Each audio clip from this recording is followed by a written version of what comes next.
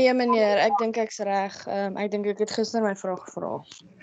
Jy het gister jou vraag gevra, ja. En ek het weer gaan kyk ook, ek dink waar die moontlike verwarring ingekom het dalk, en ek dink, ek was nie gister heeltemal seker hoekom jy die vraag gevra het nie, maar ek het, dink ek, agtergekom hoekom die vraag gevra is, omdat ek dink, daar was 'n assessment guide wat in Februarie of in Desember opgestel is en in Februarie gelaai is, wat aangedui het dat jy 2 assignments het, buite die formele toets en die eksamen. Ek het gecheck, net meer daar was 'n verandering geweest, en dit is kom maar net een assignment is. Ek dink nie, van die begin af was daai assessment guide die regte een of korrekte een, 'n volledige een geweest nie, want ek dink dit het verander. Ons moes veranderinge gemaak het toe die kom ek sê jou kwartaalpunt, as ek dit so kan sê, van jou klastoetse, van jou assignment en jou formele toets saam tel 40 punte en dan jou eksamen self tel 60 punte. Dit is iets wat verander het, wat van waar jy gewoond was in jaar 1 en jaar 2 by Station to Stadio. Dit was gewoonlik andersom, dit was gewoonlik 60-40 en nou is dit 40-60. So jou eksamen tel, wat jy skryf die tweede Julie tel 60% na jou totale module punt toe. En ek dink toe daai verandering aangebring is, dink ek, moes die ander veranderinge gedoen wees. Ek is net nie seker gewees nie. Ek het net gister weer gecheck, ek het seker gemaak dat dit is so, maar dit is wel soos jy gister gevra het. Ja, dit is wat dit is julle assesserings. Met ander woorde, jou klastoetse wat jy geskryf het, tel 10%, jou taak wat jy gedoen het, tel 30% en jou formele toets wat jy geskryf het, tel 60% om daai aanvanklike 40% op te maak. En dan die ander 60% vir jou totale modulepunt is wat jy dan in Julie gaan skryf. Ek dink dit maak dit sin as ek dit so verduidelik, Andriska? Ja meneer, dankie. OK.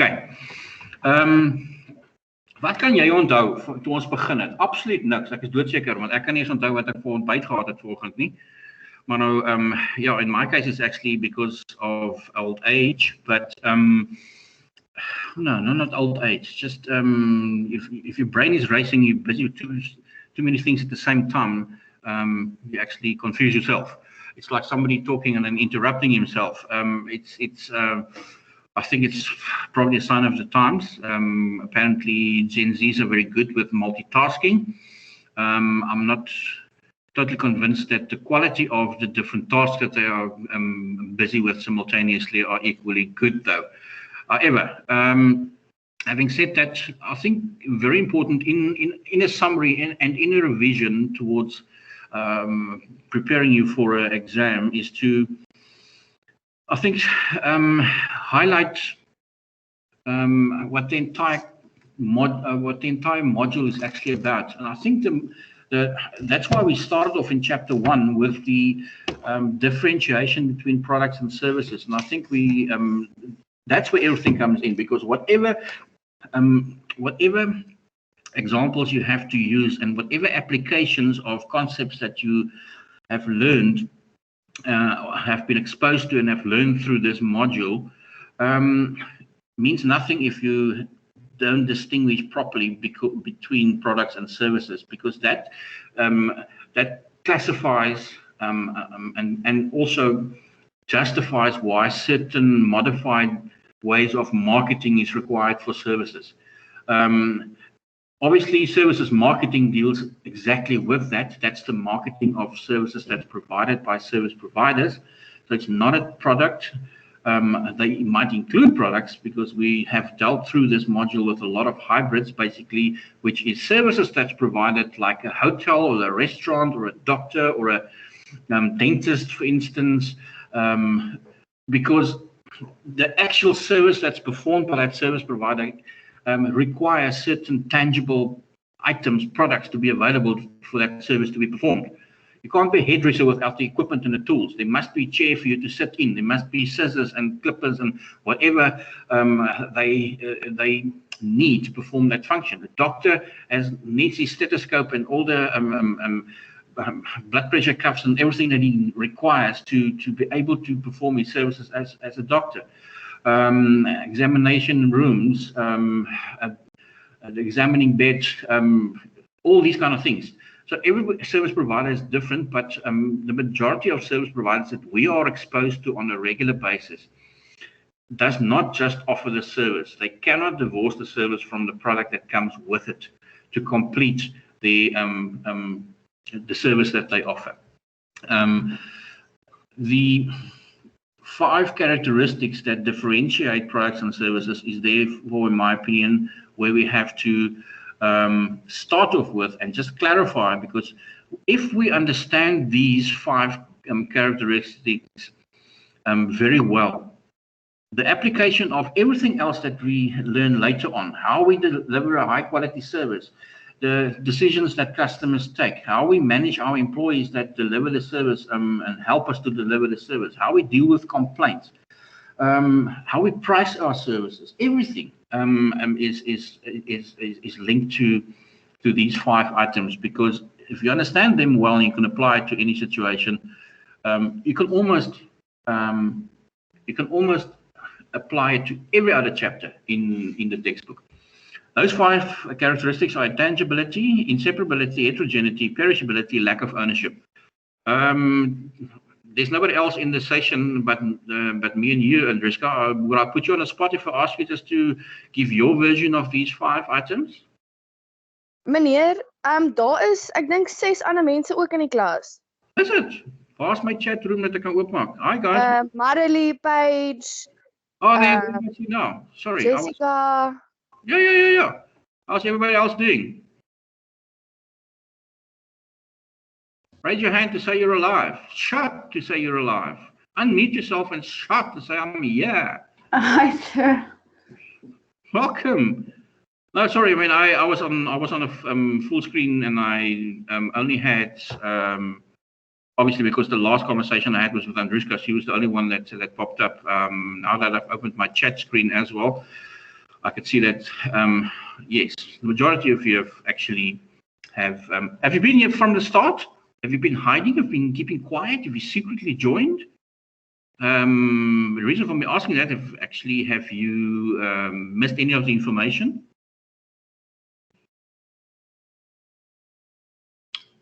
Everybody good? I was here from the start, sir, so I got everything. Thank you. Okay, that's good. Thanks. Remind me before we finish that we decide on a time that you are comfortable with next week to have that final preparation session before the exam. Okay. Having said that, the reason why I want to do that is I have done it with the other groups as well. I want to then just post an announcement to confirm all of this. Then we know it is available out there, although we've had problems with announcements this morning on Canvas, but I think the technical issues have been sorted.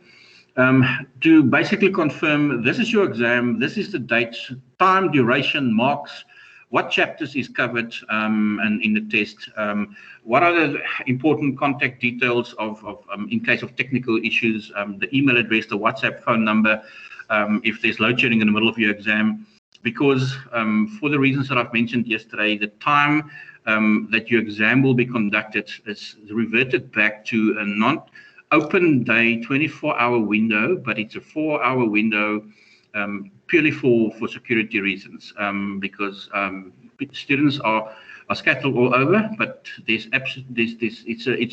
a way in which we can police the fact that students do not take liberties and assist one another. Because if you wrote your exam this morning online and then you have copy with your friend later this afternoon, and you can share that. There's no way that we can control that. So that's the reason why they've chosen that particular alternative.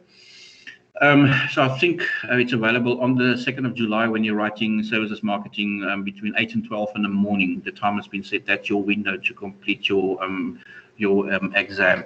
But I will state all of that in the announcement that I post once we've decided what the date would be next week to have that session, and then also the time. And then I can send you also in the announcement a link to that session, which will not be the same link as the one that we've used so far this semester.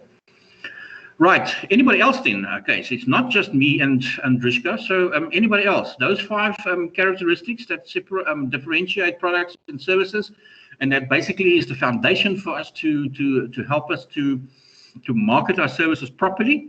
Anybody? Let's take turns and each pick one. So the first one can take the easiest one. Not that any of them are difficult. Intangibility. In your own words, what does it mean to you if I say that the service is intangible? A service cannot be seen or touched, or yeah. Basically, any of your senses, Minka, yes. Tangibility means that the service is something that you cannot touch and feel. There are elements of the service, like as I said earlier on, like the doctor. The doctor stands next to you. You can actually touch that person, but although that person is the service provider. So there's some of the items that they use that you can actually touch as well. But in general, the intangibility of the service implies that you cannot use any of your senses to stimulate your interest in a service. That needs to be done very subtly through your marketing that you do, because you cannot, and that's where the service escape come in later on, that we did in the latter part of this semester, where the environment, the vibe that's created is complementary to the service that you offer, and is very important, because they don't have an item that they can actually, very often you cannot, not very often, in most cases you cannot have a trial run to use a service. Nobody's going to say, listen, use my service, and then if things go well, then don't pay me for it. If everything goes well, it's not going to work like that. There will be more people taking advantage of that than not. Inseparability. What does inseparability refer to? So it's the interconnectivity between the service provider that delivers the service and the consumer that is involved in receiving the service, as well as the other customers that might be sharing the same service experience. Okay, so in other words, it basically means that the customer using the service and the service provider providing the service must both be there. The service is not going to be complete if either one of those parties are absent. Heterogeneity, what does that mean?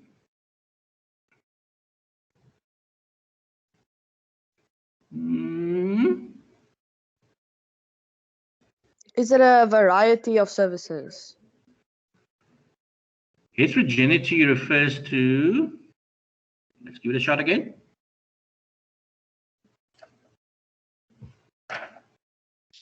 Sir, isn't it that where the state of character of the person differs from day to day? Correct. Heterogeneity refers to the fact that the service that is offered by the service provider is not going to, the quality of the service delivered is going to vary from day to day based on if it's the dentist. If you're the first client, the dentist is probably still sharp and whatever, but then by 4 o'clock this afternoon, having seen 6 or 8 patients during the day, tired, and it might affect the quality of service that you're getting. We don't expect that to be the case, but that's why we also have during the course of this semester, we've looked at how do you measure the quality, because very often the problem is, and we dealt with it yesterday when we dealt with complaints, the expectations from the customer is not the same as what actually then happened. If there's a difference, then we know we have that delivery gap, and that's the one that worries us, but also offers us the opportunities to improve on where we went wrong. Maybe in the case of the dentist, it would be to say, I will only take a patient every second hour, so I can have a break, or let me have half an hour break when you book my appointments. Allow me half an hour break after every second appointment, or maybe a 10-minute break between every appointment. That's just a way in how the feedback that our quality service have deteriorated during the course of the day. because of a number of reasons. We need to listen to the feedback that we get and ensure that to provide consistently the quality of service that's expected from the customer and that we expect from ourselves as service providers. That is not affected by any external influences. So it refers to specifically, yes, the fact that your quality of delivery is going to vary because A, of the involvement of the human element, because you've got other employees representing you in your business as well, and also that you as the service provider with a variety of external influences are not going to deliver the same quality of service every day of the week, at every time during every day of the week. Perishability. What does perishability refer to?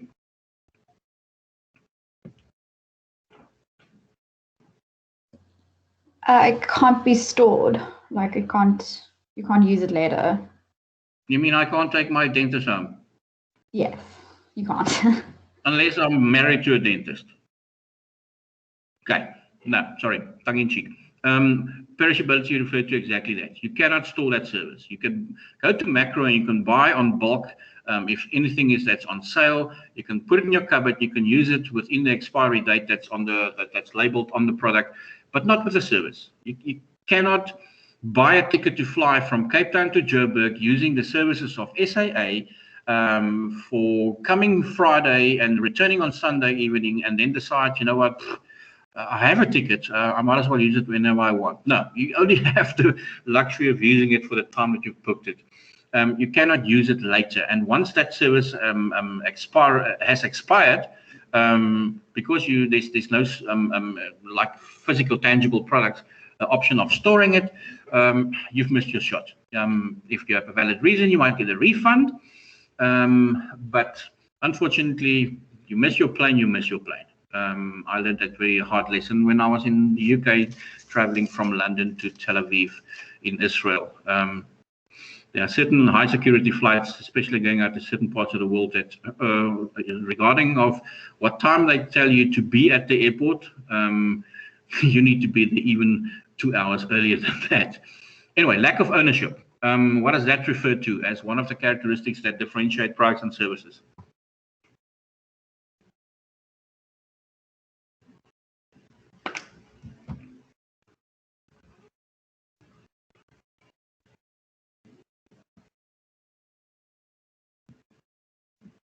What is the lack of ownership? How is that different between products and services? So it's also like you can't take it home, you can't buy it and keep it. It's once you've bought it, it's not necessarily yours. Yeah, and once you've used it, if you want the same experience or you want to experience the service again, you have to buy that service again. If you go to a okay, that's a bad example because we can't do live concerts at the moment. But if you go away to a spa or a resort or for a weekend breakaway, that's it. Once it's finished, it's not yours. You have temporary ownership of it for the time that you are there, providing you the access to whatever that resort offers you. If you buy a ticket to fly from Cape Town to Durban, you have a temporary access to using that service. You only temporarily, but only for that duration of the flight, as stipulated on your air ticket. It's not your pilot, it's not your cabin crew, it's not your plane. You just have a right to use it for the time that you have bought that service. Right, anything else? Is there anything in particular that you want me to address? Otherwise, I'm just going to browse through these pages and stop at something that I think is important, or I want you to ask what you can remember and recall about it. We've done all of this. This is the discussion of the classification of services. It's very straightforward. In some cases, service that's offered doesn't really require any training or any technical skills, but I'm definitely not going to have my garden services operator do plumbing for me or work on my electricity in my house. I need an expert to do that. A plumber and electrician. I'm also not going to have my airline pilot operate on my knee, for instance. You need some professional, specialized skills, people-based services, but then we also have services that are equipment-based. For instance, vending machines, for instance. You don't need anybody to man it. You throw in your coin and you get the product that you want, hopefully. Okay, 7 Ps, the 7 Ps, they're on the screen. I know that you can remember from marketing and maybe through many other subjects, you've been exposed to the 4 Ps of the marketing mix. We know it's product, price, place, and promotion. But then when we deal with services and the marketing of services, remember that module is called services marketing. For us to market our service, there are 3 additional Ps that's added to the mix to make it the 7 P marketing mix. That's the processes that we use. In other words, the procedure that we go through. If you want to have your hair cut, you need to pick up the phone, you want to make an appointment, you actually have to pitch for the appointment, and then once the service has been delivered, you pay for it. That is the process and the order in which things happen. Physical evidence has to do with the buildings and all the almost all the tangible aspects that add value to the service. You have to perform it in an environment that's conducive to the service that you're offering. It doesn't have to, it shouldn't be dangerous to the people who use the service. Parking, for instance, accessibility to parking, the lighting, everything you use to create a specific, to enhance the environment that will be visited by the customer who's using your service, complements the value that the customer will experience from it. The physical evidence and the people. People, probably the most important one, because that's where the greatest opportunity lies, but also the biggest challenges come from. Right. People is basically the element that makes everything work, regardless. Right. Chapter 2 dealt with the customer-defined service standards. Here it's about trying to set a certain standard that we can have a dual approach to this.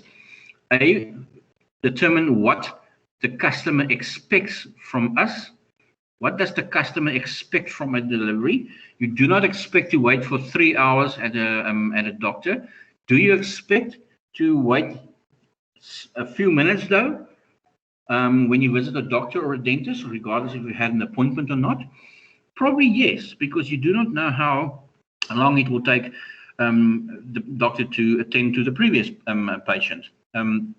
So there is a certain expectation. The more realistic the expectation is, the better for you as a service provider, because then you will probably be able to deliver and even over deliver on your promise. But in essence, to capture the experience, we have to apply the cervical multidimensional construct, which basically says that the service quality is equal to the expectations of the customer. In other words, what they, as a minimum standard, expect to receive from the service provider, and what actually happened. That gap in between, we want it to be a positive one. If we can exceed, if performance exceeds expectations, you as service provider are going to smile, and not just you, the customer as well, because the customer got top class service delivery. They are very happy, they will come back and use your service, and they will eventually become loyal customers if you continue to consistently deliver that same level that they've experienced. Very often, when it's a new customer, we put our best foot forward. We do a off-the-chart experience the first time around. The secret lies in, can we repeat that? Can we repeat that? Because that is what's going to result in customer retention. Right. The different gaps, the gaps model, you just have to understand what the differences are between the gaps. The most important one, the one I've addressed now, is the service delivery gap, or the delivery gap. In other words, the difference between what the organization's service standards are and what actually was offered to the customer and experienced by the customer. That is very important, that you deliver according to what you have promised. And that's where the communication gap's in. In the communication gap, you promise that this will happen. Therefore, you created an expectation with the customer. It didn't happen, and therefore it was not a satisfactory experience.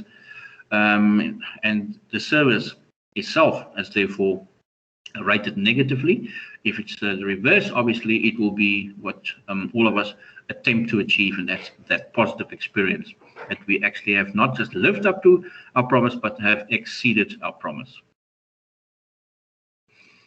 The purchase process. Okay, I think that from marketing, it's very simple. The steps that the customer goes through are not that much different. If we look at that figure 3.1 that we currently have on the slides, it basically summarizes the 3 steps in the decision-making process that a customer goes through when they are purchasing a service. The pre-purchase phase referred to you becoming aware of the need. Maybe you can't see on your tablet or your laptop screen anymore because your hair is too long and it's obscuring your vision. You know you need to have a haircut. You start searching for information. Maybe, like in my case, I've moved to a new area just at the start of lockdown, so I was further away from the hairdresser that I usually went to, and I started the process of looking for alternative options. That's all part of your information search, and that includes speaking to friends as well who have been in that live in that area that you are. Maybe offering you advice of who they can consider services that they have probably used themselves before. You are going to evaluate it. If you see, I know when I went through the process, I drove past the 2 options that I decided on, just to get an idea. Would there be sufficient parking? Most of these things you can Google anyway. But guess what? Very often those images that you see on the websites of the businesses are obviously going to display the best view, because they want to. It's how one way of marketing the business, to create an image, and it can actually be one of the buildings actually was under construction, and I knew that immediately that was not going to be.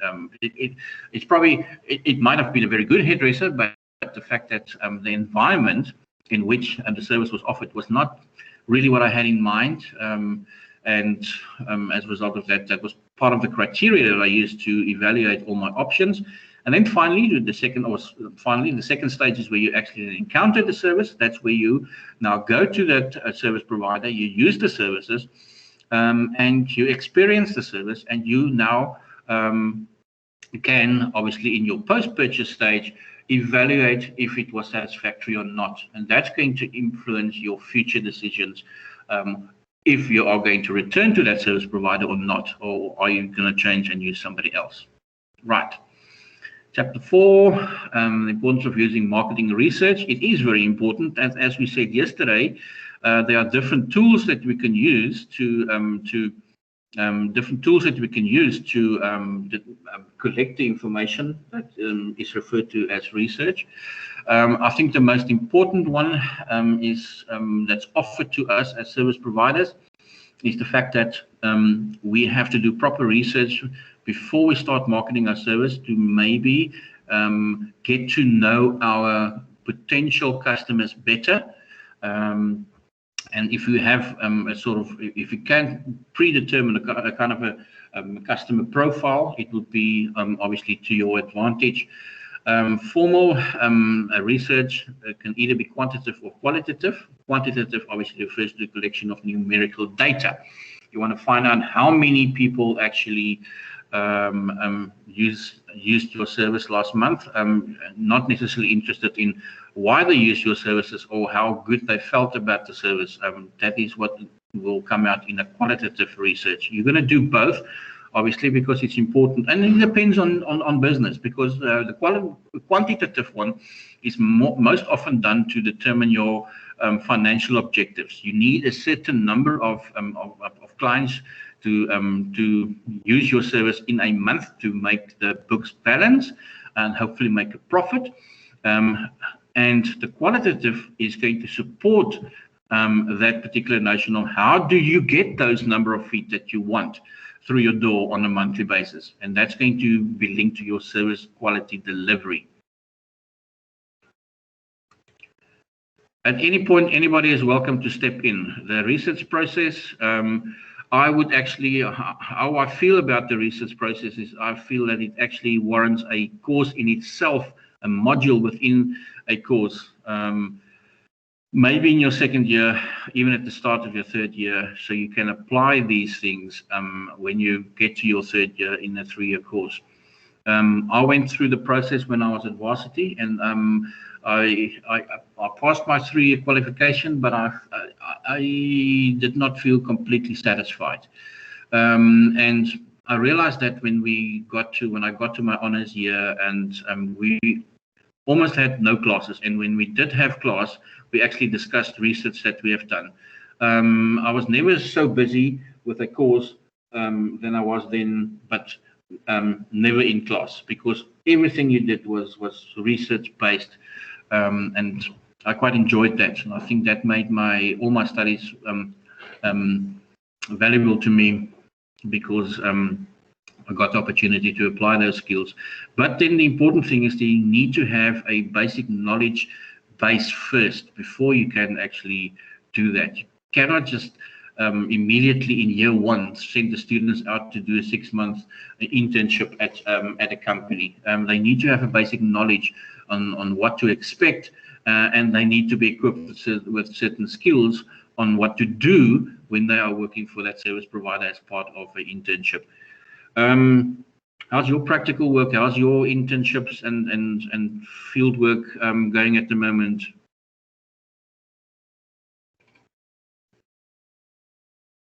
Any of you involved in anything at the moment specifically, or with the company, or is it more?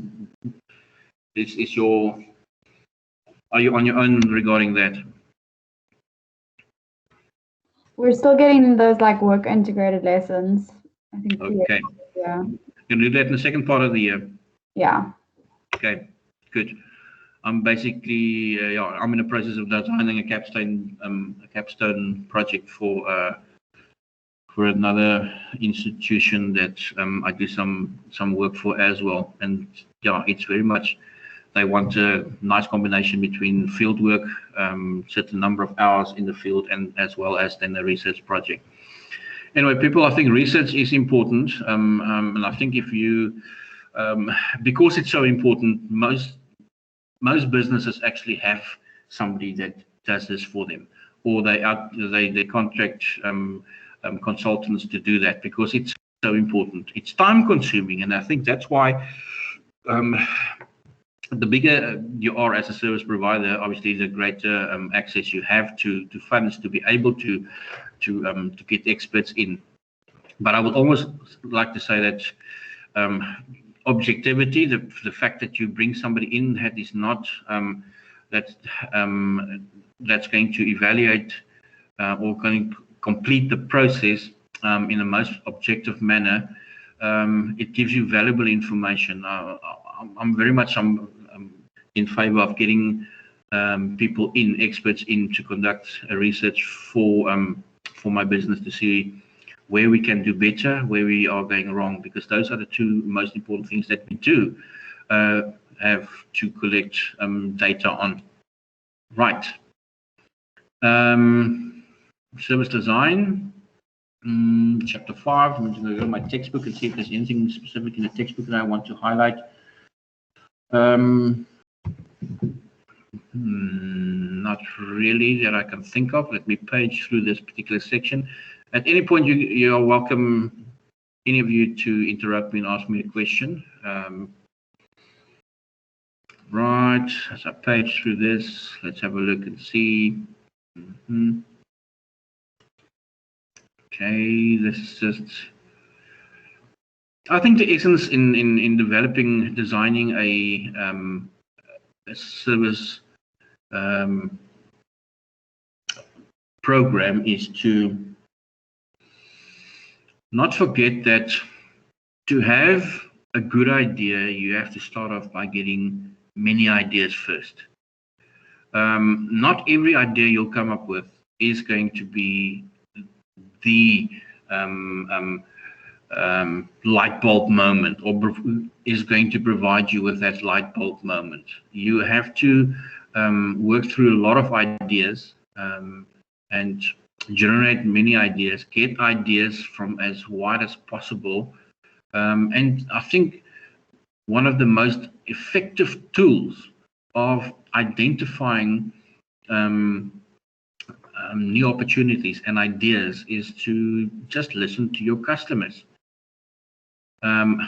It's going to add to the value of the service that you deliver if you can actually reply to them, and if you can improve on what feedback they give you. But they provide you with a lot of important information on how you maybe can make small subtle changes that will include the experience that your customers have when they use your service.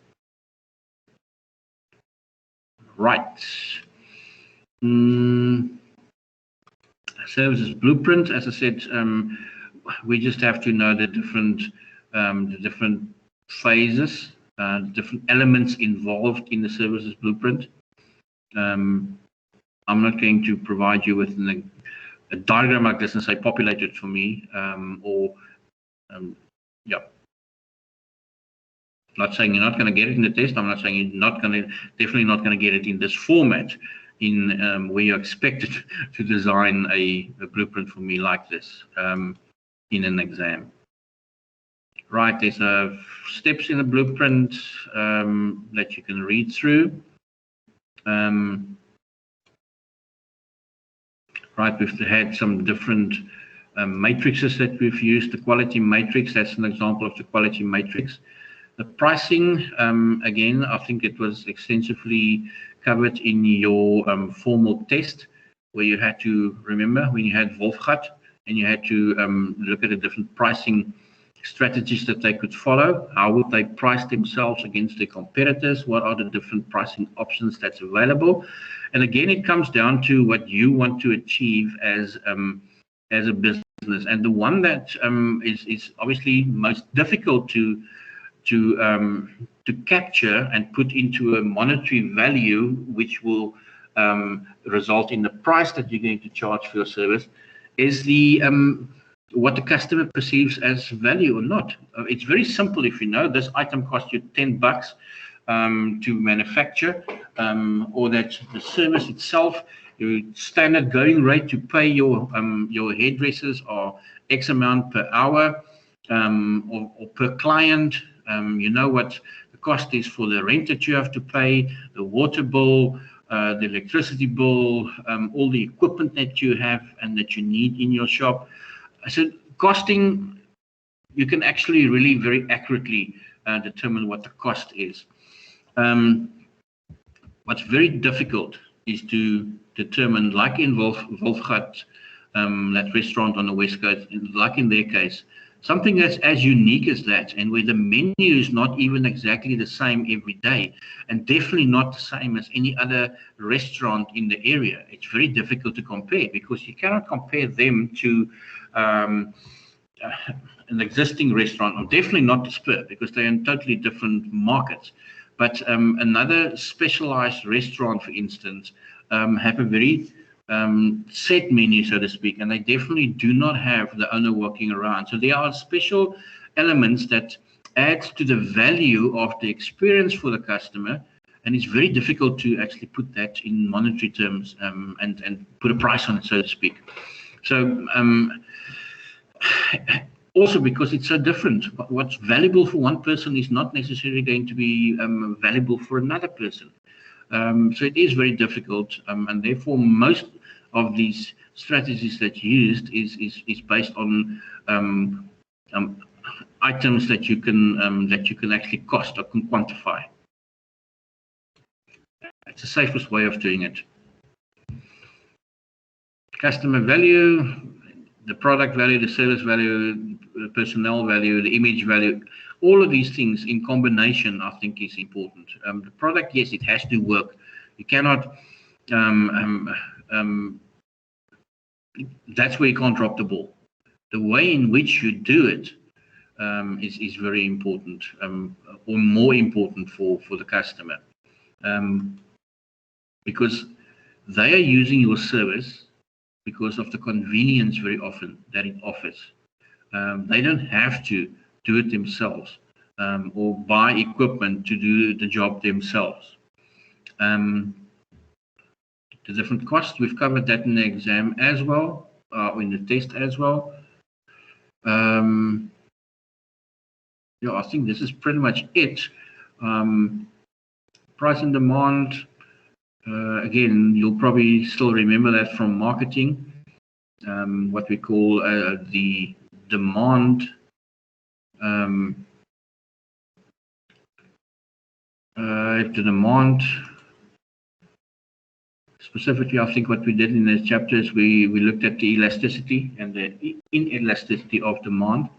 If there's a small change in price, is that really going to increase the demand for your product?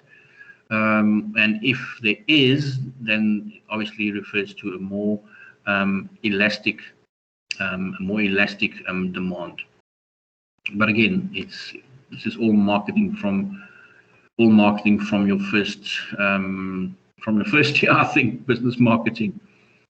Right, those three: cost-based, competition-based, and value-based pricing. We've also addressed that, I think, in your case study that you did for your formal test. And I think it was quite clear that the one that's most commonly used and more effectively used is the cost-based one, where you actually decide what you want as a profit margin and percentage that you want to add to your cost to get to your selling price. Competition-based would help, because once you've done that, you can compare it with your competition and it's rather similar, then you know that your pricing is accurate, and that pricing in itself is not going to be a determining factor for customers using somebody else rather than your service. And value-based, we've now also determined, is very difficult to quantify, because it's experienced so differently by different consumers. Okay, I'm going to do a summary for you on the rest of the chapters that we can then quickly look at next week. What we want to achieve today is to determine when, although this is our final session final formal session, I do want another session. And if you say, please sir, can I have 2 more sessions? Your study week is your study week. So you've got to decide what suits you best. Bear in mind that next Wednesday is a public holiday. Okay, I don't mind. I'm going to work anyway. So if it is on the 16th, it is on the 16th. I don't mind, but I'm not going to expect you to do that, because it is officially a public holiday, and maybe you've made plans already. During a study week next week, I know that this exam is only on the 2nd of July, and as I said, I'll post confirmation of what we agreed to now when I finish with my lectures today. what time next week, what day next week is a good time for you to have an exam discussion and feedback from assessments and that you've done already?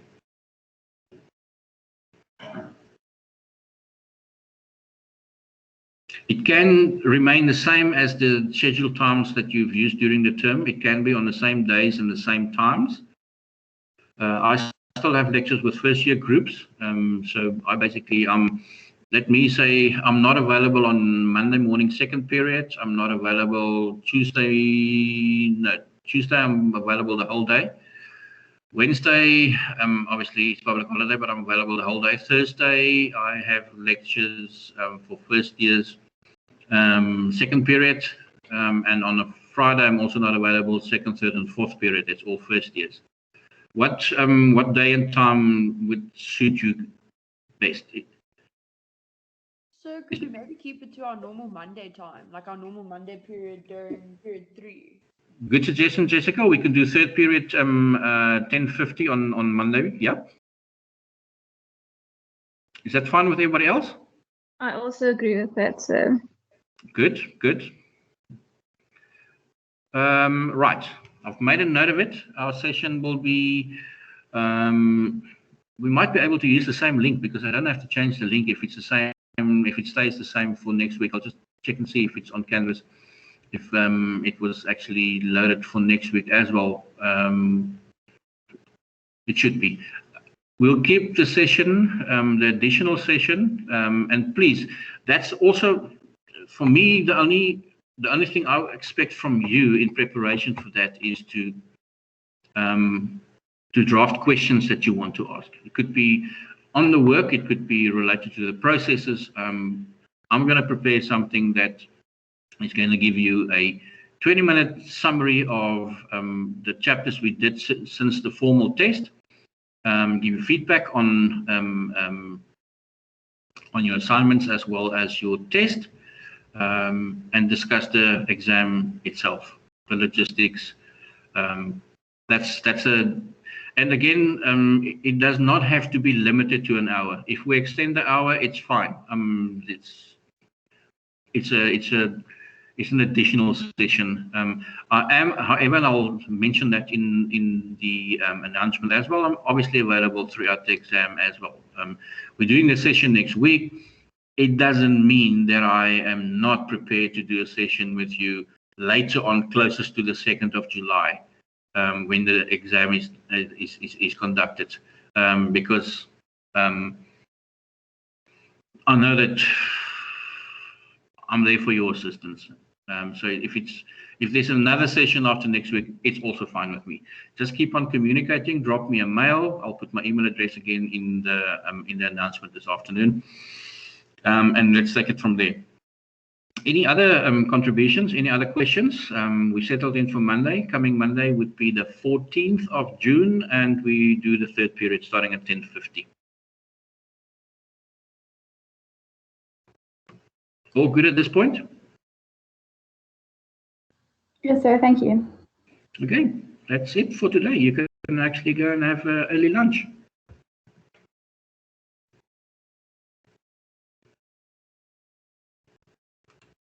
Thank you, sir. It's a pleasure, always. Thank you, sir. Bye. It's a pleasure. Bye-bye.